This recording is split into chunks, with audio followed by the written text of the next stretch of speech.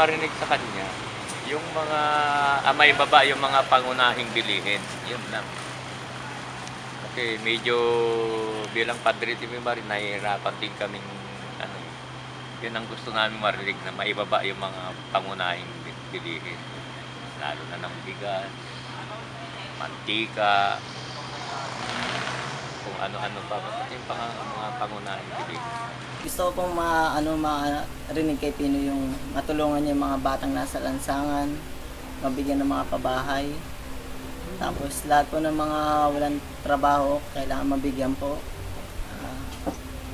Yung mga squatter pwede pong mapalipat sa ano. Pabahay, sweldo. Sana tumaas.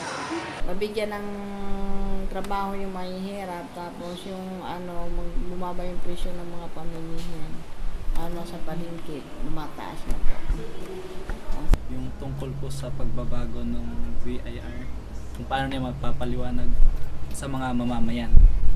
Pag-unlad ng ng Pilipinas, tapos yung kagandahan ng plataforma tungkol sa mga batas, tsaka ibaba yung presyo ng mga bilihin,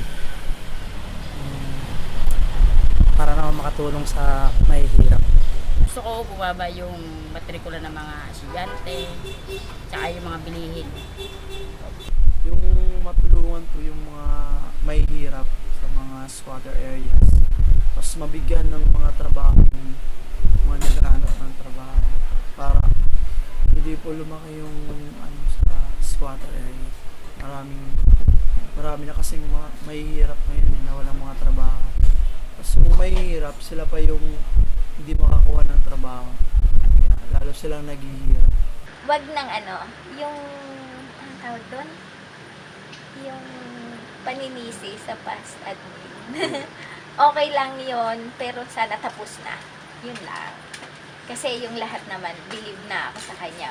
Pwera lang yon. Wag nang isisi yung doon sa past. Look forward na lang. Move forward na lang. Yun. Gusto kong marinig sa zona ni Pangulong Aquino ay kapayapaan sa Mindanao kung paano maayos ang mga gulo doon.